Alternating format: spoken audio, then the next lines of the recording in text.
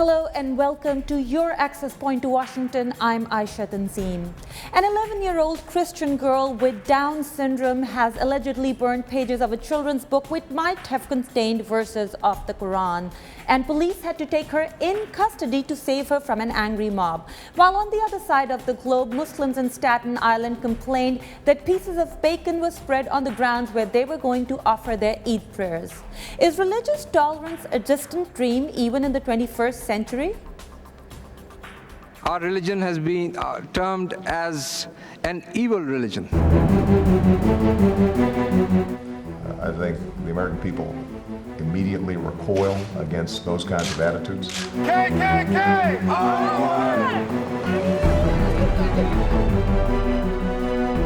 The Quran has been equated to Hitler's Mein Kampf. Radical Muslims are the people that are committing these crimes.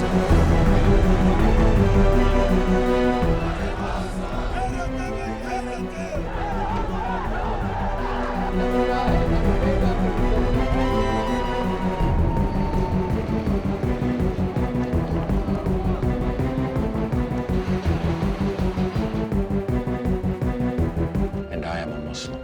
And a Muslim. It's hurtful when we have our own people, spurring this hate against us. Because all they see around them, all they feel around them is hate and insecurity.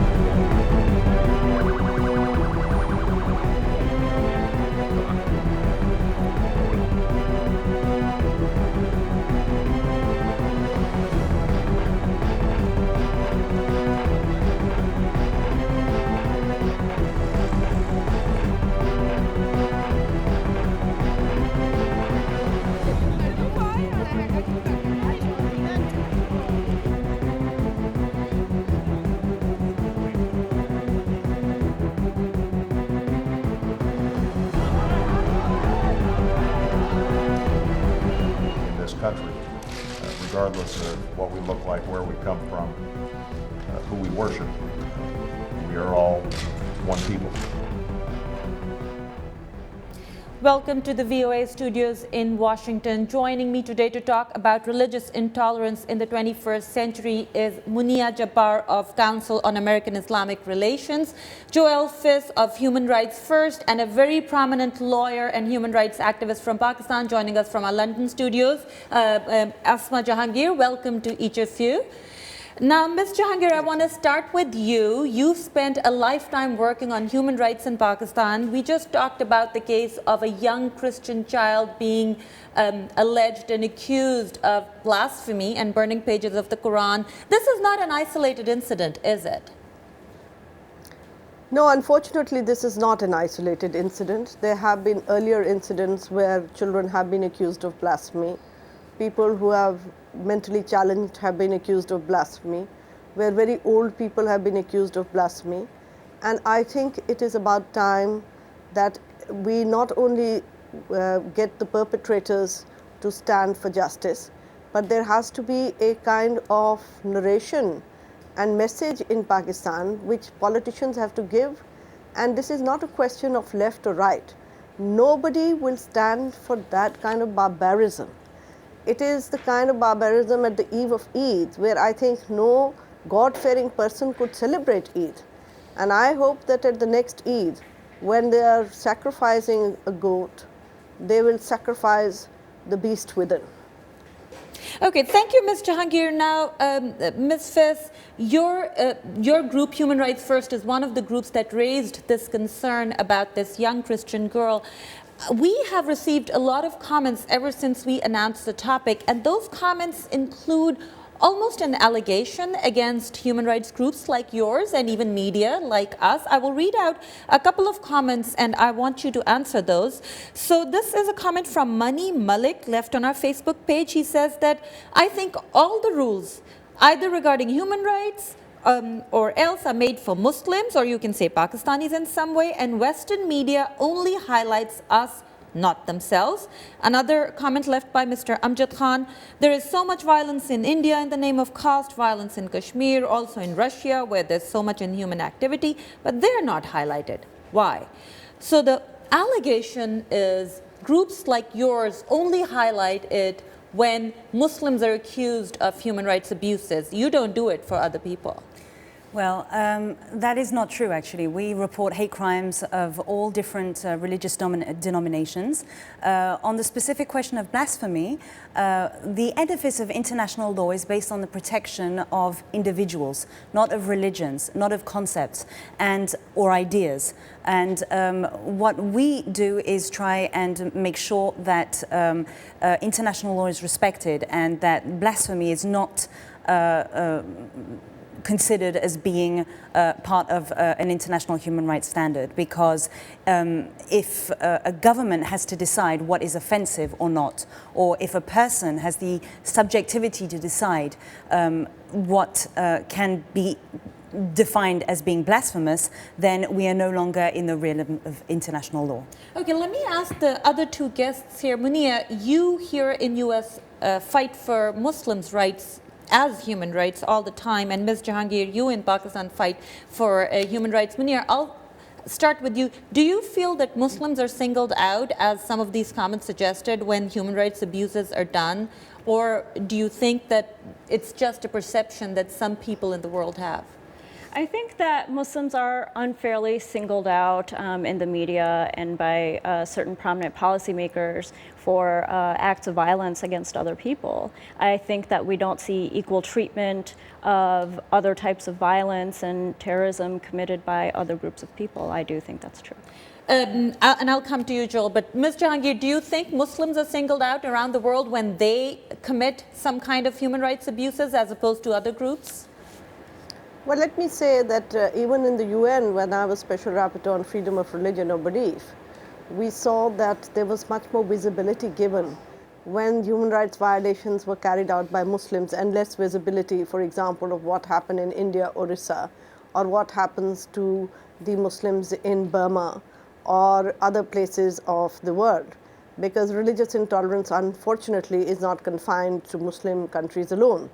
But I should add very hastily there that this does not in any event make them feel that they have condoned themselves, because the type of violence that we saw in Nigeria, the type of violence that we see in Pakistan, the type of violence that we see in other parts of the world perpetuated in the name of religion and in the name of Muslim religion, I think we cannot let them get away with the justification that we are the only ones who are pinpointed, because they are not the only ones. The visibility may be more, but then that does not allow you to persecute religious minorities with a self-righteous position.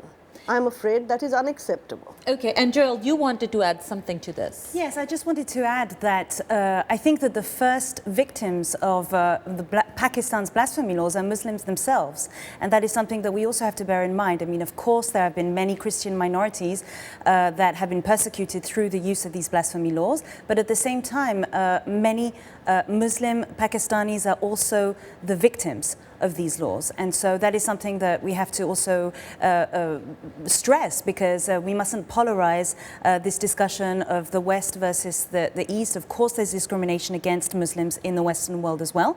But at the same time, when we're speaking about the specific case of blasphemy, I can give you countless cases. We've reported about 100 cases over 18 countries. And there are specific grave cases in Pakistan where somebody, for example, an illiterate lady throws a business card with the word Muhammad on and is accused of blasphemy. Or, for example, a student who misspells a word about a Quranic verse, which is all of a sudden and I think Ms. perceived as Jahangir blasphemy will as well. agree with you that Muslims are also, but because she mentioned Burma, I will ask you very briefly to say, because we get a lot of comments saying nobody's talking about Burma, nobody's talking about Burma. You're here representing the human rights community of the world. Are people talking about Burma, particularly the Rohingya Muslims, which recently faced almost killings and at the hands of the government?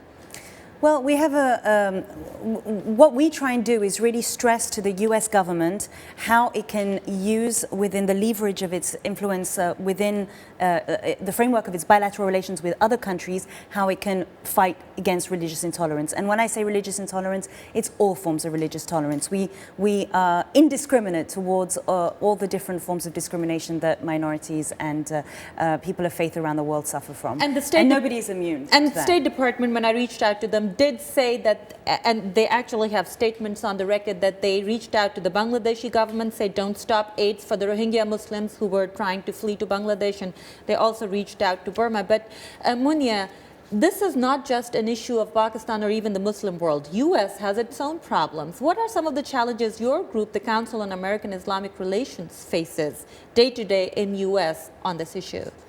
Unfortunately, especially during the month of Ramadan, the U.S. has experienced a real sharp increase in anti-Muslim attacks, and this is not just hate speech, this crosses a line into actual violence. We saw a mosque in Missouri being burned to the ground after a fourth attempt at doing so by some perpetrator in that community. We saw an Islamic school get acid bombed in Illinois. We saw Islamic gravestones or Muslim gravestones being hit with graffiti. We saw a Eid celebration in Staten Island that was possibly the target of a hate crime when someone scattered bacon near the celebration. Of the mosque. Now, Ms. Jahangir, you've spent your whole life working on these issues, and we can talk about all the hate crimes that are being committed or not being committed. What I would like to ask you is, and actually what I have in front of me is one of the addresses of the founder of Pakistan, Muhammad Ali Jinnah, that he made to the Constituent Assembly, in which he said that, you know, Hindus will cease to be Hindus and Muslims will cease to be Muslims, and in the end they'll all be Pakistanis. I want to ask you, is Pakistan moving towards that goal? I know that there are challenges, or is it moving away from it? Well, unfortunately, Pakistan, like the rest of the world, is moving away from that goal. You see intolerance rising in many parts of the world. My friend has just talked about the Muslim hate speech in the US. This hate speech we found was not only in US but also in the European countries. But what I would very strongly urge is that we look at these violations not seeing it through the eyes of who is the perpetrator and who is the victim, but what is the nature of this violation and how strong is that violation, how serious it is, and we should deal with issues. Now, there is no doubt in my mind that people from every religious denomination are both perpetrators and victims throughout the world. You can have a look at the UN Special Rapporteur's reports and you will see that this is true. But unfortunately, there are bigoted tendencies and groups also in every society who do it with such self-righteousness, and they do not feel any bit apologetic about what they've done. The answer is that we will do it simply because somebody else is doing it. I think this has to stop. And so, Ms. Fiz, what I want to find out is, as Ms. Jahangir said, these tendencies are around the world, and even in Pakistan, these tendencies are very strong. How do you fight? And we had some very violent comments, unfortunately, left on our Facebook page asking to kill or burn, or, you know, we don't want to highlight those people. But how do you fight this kind of intolerance and violent tendencies? Well, what I think is particularly alarming in the case of Pakistan is that the mob violence tends to intimidate the police forces. And so sometimes the crowds are trying to impose their definition of justice onto the law enforcement authorities. And that really doesn't help the situation at all. And so I would advise, I mean, I think it's wonderful that the Pakistani president has called into investigation into this specific case. And I think that that's a very encouraging step forward. But at the same time, the policemen need to be given the means to be able to control the law and order. The rule of law needs to be efficient, and lawyers mustn't be intimidated. Judges mustn't be threatened and we will come to that because I see Ms. Jahangir has a lot of experience, and Munia, I will come to you too with some of the issues. But it's all well and good to talk about human rights in abstract, but right now we have a caller with us who, as we understand, was actually in the Ahmadi Mosque in Lahore when it was attacked. Hello, sir. You're online with us. Can you please tell me what your name is? My name is Ahmed Mustafa. Ahmed, you were actually in the mosque in Lahore when the attack happened. Can you tell me what happened? What did you feel? What did you see? Yes, it was about 2 years ago in 2010, and it was just like any other Friday Friday prayers that I went to. And I entered the mosque, and about 10 minutes later, I heard some gunshots. I first thought there were some fireworks because we used to some fireworks were exploded almost every other Friday. But initially I thought they were fireworks. But then the gunshots kept on being fired for about straight 5 minutes. And then it was pretty obvious that it was some sort of terrorist attack. There were threats indeed against my community, and we had indeed heard of some threats against our mosque as well. Tell me, Ahmed, what was the first thing that came to your mind the moment you realized it was an attack? Oh, damn, just hide. No, it was pretty straightforward because it was I've never experienced anything like this before, and there were other people with me too, and first thought on our minds was just to find a place to hide in because a lot of my relatives were inside the mosque as well, and we just wanted to make sure that everybody was safe. Okay, thank you very much, Ahmed, for being with us and describing that horrible instance. Ms. Jahangir, Ahmadis are one of the most persecuted communities in Pakistan, but I want to bring the attention back to something that Ms. Fiz said, which is the law enforcement. Because when we reach out to the Pakistani government, they say, yes, we are there's an investigation going on. What are some of the hurdles in this whole instance? I think the hurdles are numerous. First of all, there is a hesitation by politicians in denouncing the kind of violence that was just described. For example, when the Ahmadi Mosque was attacked, as far as I can recall, no senior official went to condole with the victims or their families. There were, some few statements. Giving that message out that, well, they are fair game by itself is persecution at the state level. Secondly, the police is scared. Not only is the police scared, there are people within the police who may find that killing in the name of religion is fine. I mean, you had an incident in our country that we are ashamed of, where the governor of one of the provinces was shot by a policeman who was supposed to look after him. The crowd and the mob is supported by the clergy, and they are very well organized. These networks are there across the country, and they can create a very serious law and order situation. Do you think it's going to make a difference that this time the government has actually charged 150 people, according to media reports? Do you think this sends out a message? I think that there is something even worse here. It's not just religious minorities that are suffering, they are suffering the most. But people who are vulnerable, for example, are suffering violence in our country. For example, just over Eid holidays, one tailor, his head was shaven and his eyebrows because he didn't make the clothes in time for some feudal lord. Another person who was accused of having illicit relations with a woman, his eyes were gouged out, his tongue slit, and his nose cut.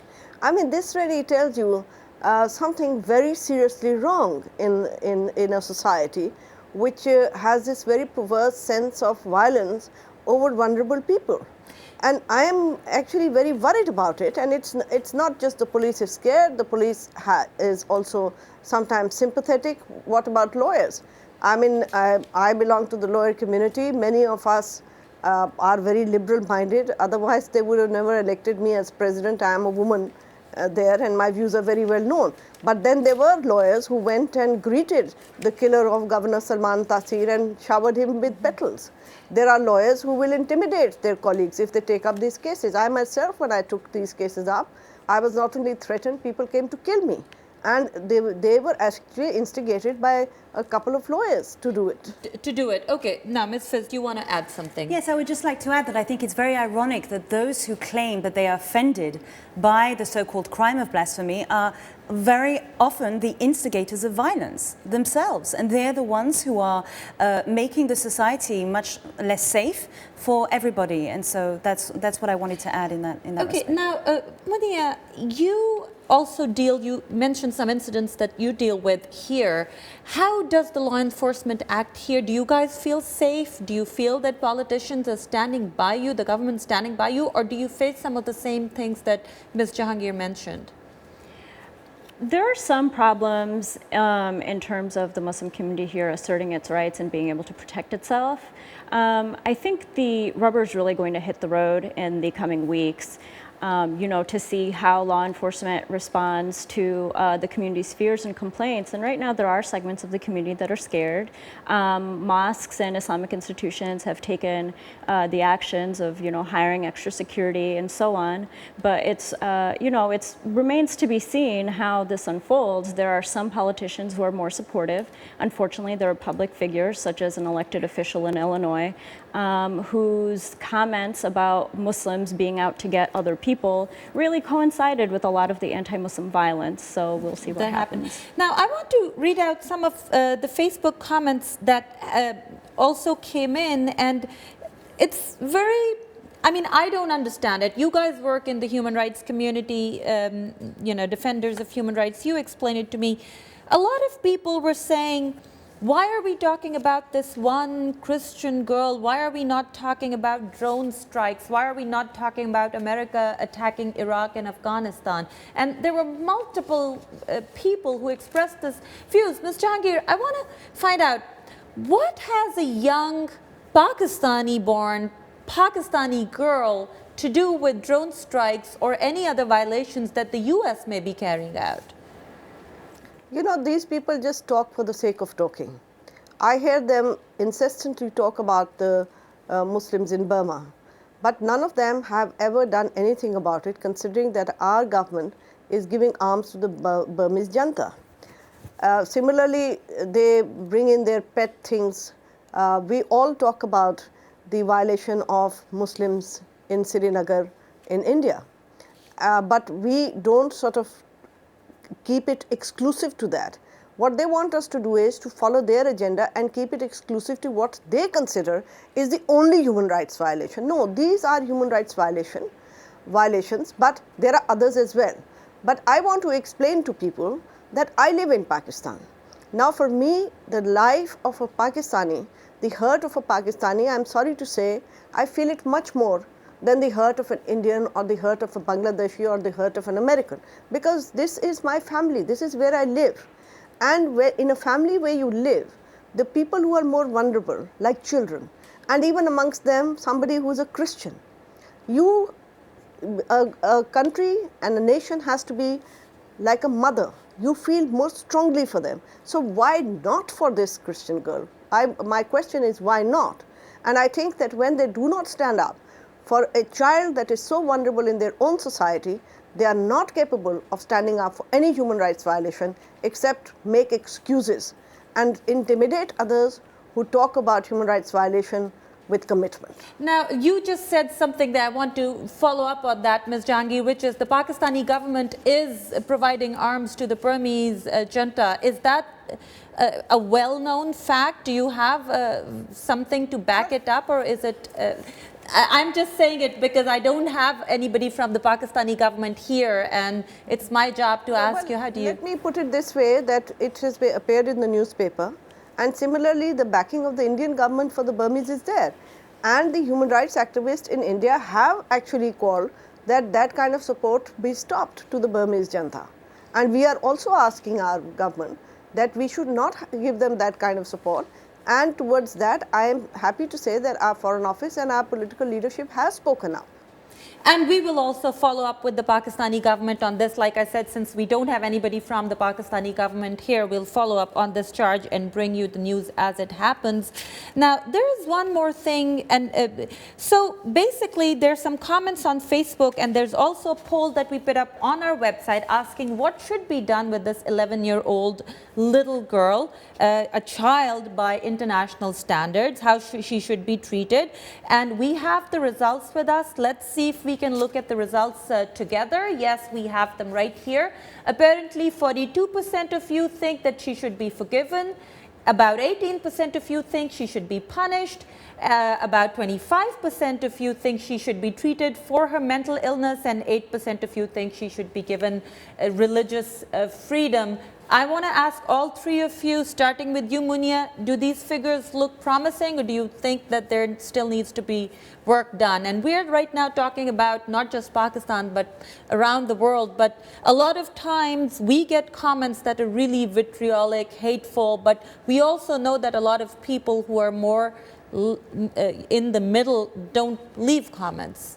Well, I can speak from CARE's perspective that we would hope that people shift more towards more of an attitude of strong tolerance of people from all religious backgrounds, especially where there's been no kind of proof of any crime, especially when you're talking about a developmentally disabled minor.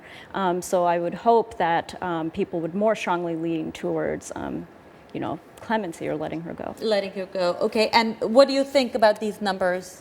Well, I think that, hate crimes never appear in a vacuum, and we always have to, work on education, work on diversity. Governments have to speak out against hatred.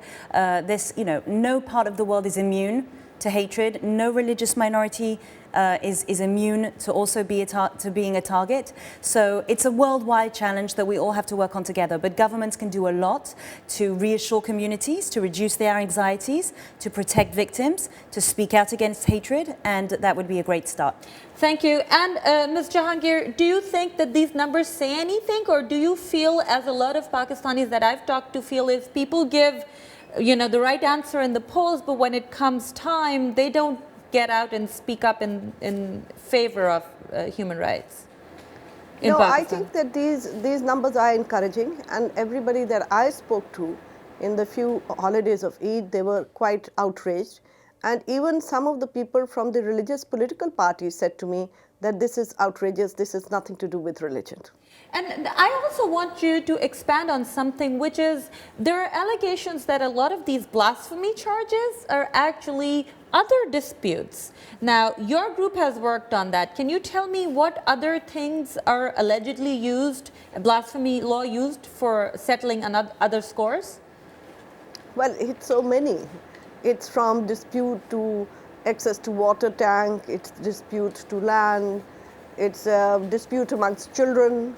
There is just so many. It's so easy to accuse people of blasphemy because it's a victimless crime. So you can accuse people, and because it's such a heinous crime made out in law, that people first get arrested, and even before they're tried, they are already marked people. So I think that conversion laws and blasphemy laws don't help tolerance in societies. Okay, thank you very much. Now, Munia, we see a lot of times in Pakistan that foreign policy has an impact on people's attitudes. When you talk about blasphemy laws, people talk about drone strikes. Do you face something similar here when you talk about Muslim rights? Do you face comments saying, oh, but what about so-and-so country, Muslim country, doing this and this to other people? We do see that. There are people who are general critics of Muslims or can be critics of governments abroad of Muslim-majority countries who will, point at certain incidents of violence or, unfair treatment that's being meted out by authorities who happen to be Muslim. So an incident like this, the blasphemy issue here, is not exactly helpful in a PR sense for civil rights work for Muslims in America. Well, thank you very much. Our time is up for this discussion, but this discussion is not over. We will continue on our Facebook page. Please come and leave your comments about this show, about comments that other people have left there. Read them, write about them, continue on this, and also on our Facebook page, urduvoa.com. Tomorrow at the same time, we'll bring you Pakistan on our website. Please tune in for that. I need to thank my guests, Asma Jahangir in the London studios, Munia Jabbar of CARE, and Joel Fiz of Human Rights First. You guys raise human rights voices. Please keep raising them. And you guys watch us. Please keep watching. Please coming to our social media pages.